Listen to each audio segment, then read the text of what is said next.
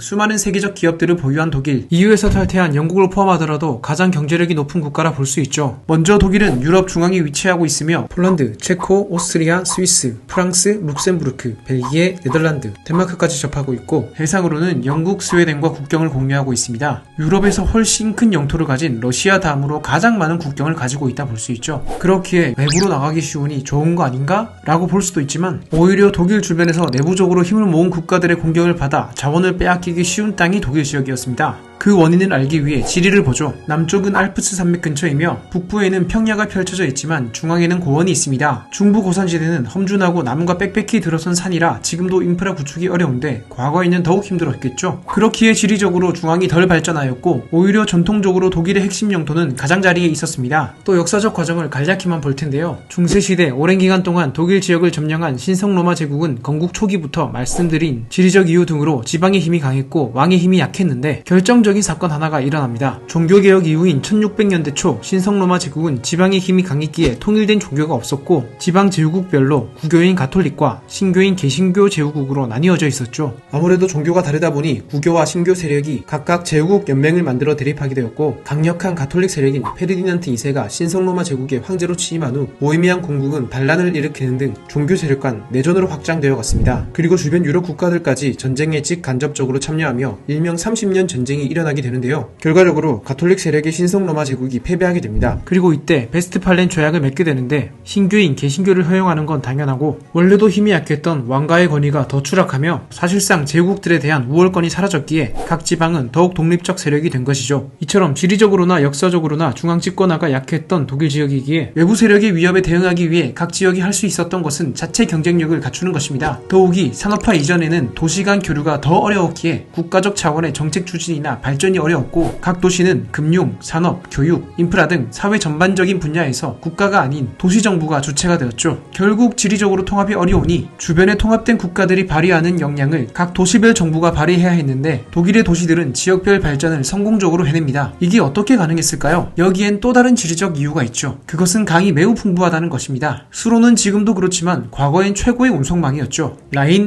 엘베, 오데르, 다뉴브 등 유럽의 젖줄이 되는 여러 강들이 독일 중앙 고원을 둘러싸 전역으로 흐르고 이 강들은 주변 국가들로 이어지죠. 국경도 많이 마주하고 있고 강이 많다는 것은 거의 유럽 대륙 전체에서 경제적 접근성이 가장 높다는 걸 나타낸다 볼 수 있죠. 독일은 유럽 내 경제 활동에 유리한 지역적 특성을 바탕으로 경제력을 확보하고 이를 바탕으로 독일 지역의 각 도시들은 골고루 발전해 나간 것이죠. 그리고 1840년대에서 50년대 독일은 산업화의 기술을 적용할 수 있을 만큼의 역량을 갖춘 발달된 도시가 이미 수십 개나 있었기에 빠른 성장이 가능했던 것입니다. 나라가 전체적으로 산업화, 도시화가 되어 고루 발전하게 되고 산업도로와 철도가 독일 전역에 깔리게 됩니다. 이로 인해 지리적 제약을 극복하고 과거와 달리 보다 통합된 국가인 독일 제국이 1871년 드디어 탄생하게 됩니다. 이번엔 현재와 미래에 대해 볼까요? 산업 경쟁력이 높은 독일 제품은 대량 생산이 가능할 뿐만 아니라 품질에 대한 신뢰도도 높습니다. 딴 얘기 같지만 독일하면 떠오르는 음식이 무엇인가요? 대표적인 게 소시지와 맥주일 텐데요. 간단하게 조리가 가능하고 에너지도 보충이 되죠. 산업이든 음식이든 효율성, 합리성, 예리함, 정확성 등의 특징이 떠오르죠. 이렇게 넘쳐나는 좋은 물품들이 독일 내에서 모두 소비가 될까요? 당연히 안 됩니다. 독일이 나면 떠오르는 게 근검절약 아닌가요? 또 도시별 역량이 높은 독일 도시들은 교육, 시스템, 사회 간접 자본 등을 위한 많은 유지 발전 비용이 드는데 이 때문에라도 독일인들은 소비보단 그 돈을 모아 지역 공동체 발전에 사용하자는 것이 모토였죠. 소비 문화가 상대적으로 적다 볼 수 있겠죠. 또 일찌감치 나라 전체가 산업화에 동참한 만큼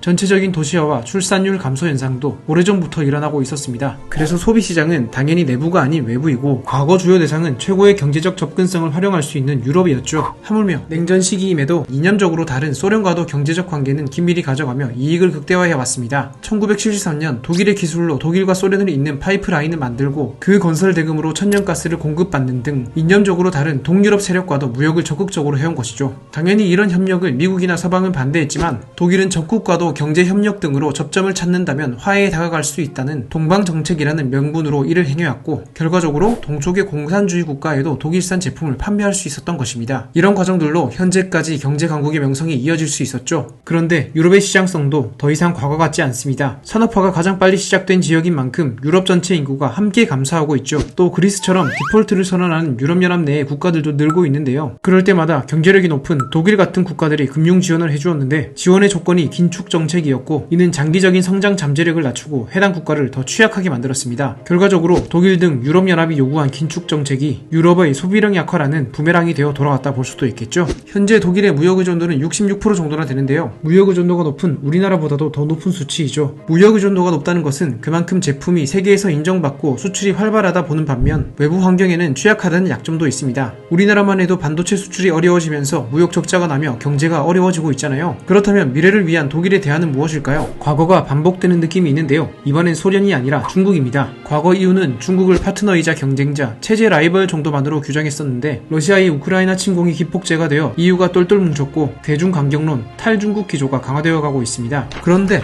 이런 상황에서 작년 11월 독일의 숄츠 총리는 중국에 방문하여 중국은 중요한 경제 및 무역 파트너이고 디커플링을 반대하며 중국과 경제 무역 협력을 계속 심화할 것이라고 했습니다. 또 다른 유럽 국가들이 틱톡 퇴출령을 내렸을 때도 독일만은 보류하다 올해 3월이 되어서야 퇴출령에 동참했죠. 이런 행동들의 중요한 이유는 독일의 7년 연속 최대 무역국이 바로 중국이며 미래 시장도 중국에 있다 판단했기 때문일 겁니다. 경제를 위해 가장 큰 시장들을 놓치지 않는 것이죠.